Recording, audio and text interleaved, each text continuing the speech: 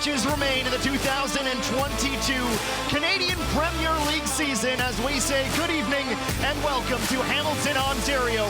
Some 1,093 days removed from leg one in 2019 between these very sides at this very pitch. Call it a rivalry, call it intense, call it whatever you want. It is sure to be thoroughly entertaining. This is Bobby Smyrniotis' 11 on the day, just one change, and it is a big one. Daniel Crutzen back in at center back in the 4-3-3, playing in front of Tristan Henry. Someone who was nominated, Marco Carducci, he gets the start in goal, and there are two changes for Tommy Wheeldon Jr.'s team today. David Norman Jr. is in at left back, Joseph Di Chiara into the front four. Daniel Crutzen at the back there, but it is David Norman Jr. at left back. The center backs Mason Trafford, the captain, and Karifa Yao. Dan Klopp plays at right back. Elijah Adekubi plays just in behind that next four as an ambitious shot from outside the area is tried by the Cavs. They know the surface. They always mention predictable. They know what it's going to do. There's not little divots and holes here or there to cause the ball to go in different directions like you might get on grass. And I mean, you know what you're going to, you know what to expect from this match. The only thing that's a bit different is there's no wind today at the so-called wind tunnel here in Hamilton. It's Morgan in for Tristan Borges with plenty of space, tries to lead Pasillas on. It's a fingertip from Carducci if it was needed. Tristan Borges said when it comes to playing Cavalry, you'll never know if there'll be a goal in the first minute or the 90th. He has a chance now just inside it, and it gets through! Takes a deflection, it's an interesting angle to say the least. Bobby said, look, that's what we're hoping for tomorrow. When one comes, three come after that, so if it can come together like that tomorrow, it would be great. But it's excellent for Rubens, he puts in a lot of work, all the guys in training, but for a number 9, you need to see them score. There goes Choinière. This time he gets away from Norman Jr. A shove. Usury Rudolph blows the whistle. Point outside of the area. He gives the foul against Cavalry, but it is nearly a penalty.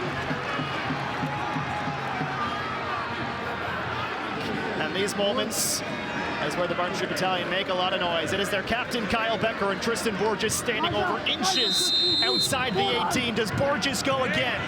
He runs first, good contact, Carducci gets there, knocks it down and covers up. Adam, you feel Forger maybe just one pass away from unlocking Cavalry right now. Maybe this is the pass, flag stays down, Rama off his head, the cross, Carducci, rebound, falls for Sissoko, off of Mason Trafford in a corner.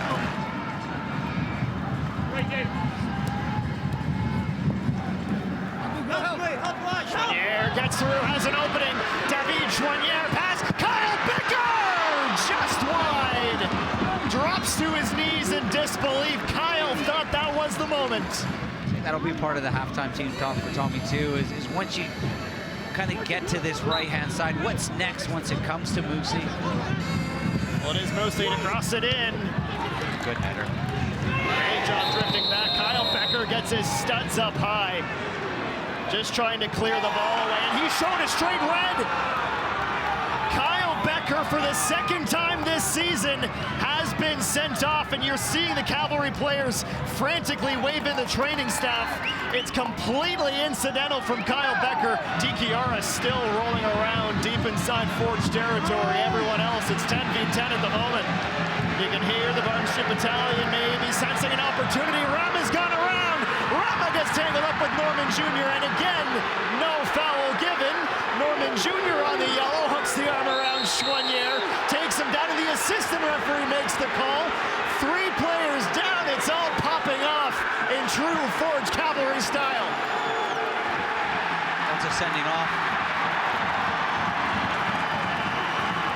This is just eerily similar to 2019 now. A second yellow card to David Norman, and it will be 10v10 in the second half.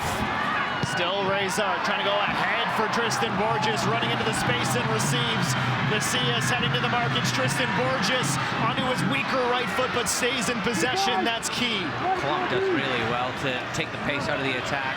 Jabrapur out wide again. The cross looking for Pasillas. Yao goes to ground, falls for Sissoko. Tries his luck. Pushed away by Carducci. Brilliant stop from Marco, taking flight to the right. He get a little bit more pace in behind as well. lose a little bit of guile. MEDIAPRO, Choinière keeps himself onside. David Choinière!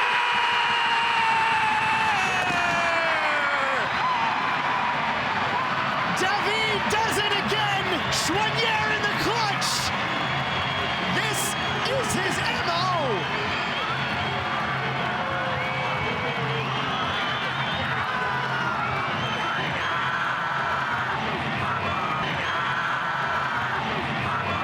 Step over, Escalante doesn't bite. Brahma frees up some space, slips a brilliant pass back to Choinière.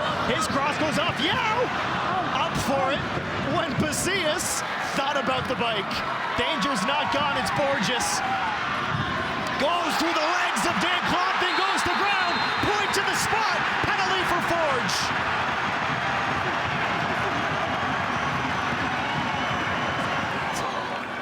One of the biggest moments of his young career, one of the biggest of Carducci's, to double it. Pasillas on his right, gets it by!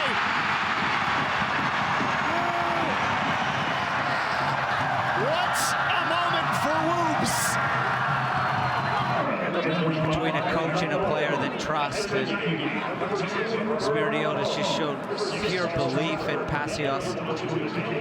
Charlie Trafford, his first touch of the game is a ball towards Jose Escalante. It's kept in play. The Honduran nearing the touchline. Two step overs and around Rama. The cross. Bevan! Game on! Meyer Bevan cuts the deficit in half.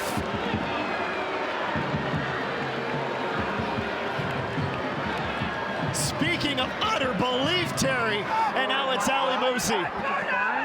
Less than half a minute to go in the original six. Cantave back to the right, heavy touch recovers. Cantave! Wanted near post.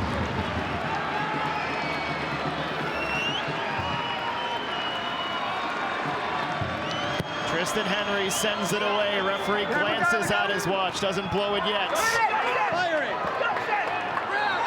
It's Mason Trafford. Escalante is down and off the pitch. He got hurt in that stab. It's Camargo, though, going back the other way, looking for Bevan. It's cut out. It's cleared. Forge, again, inevitable. A fourth consecutive Canadian Premier League final is headed their way.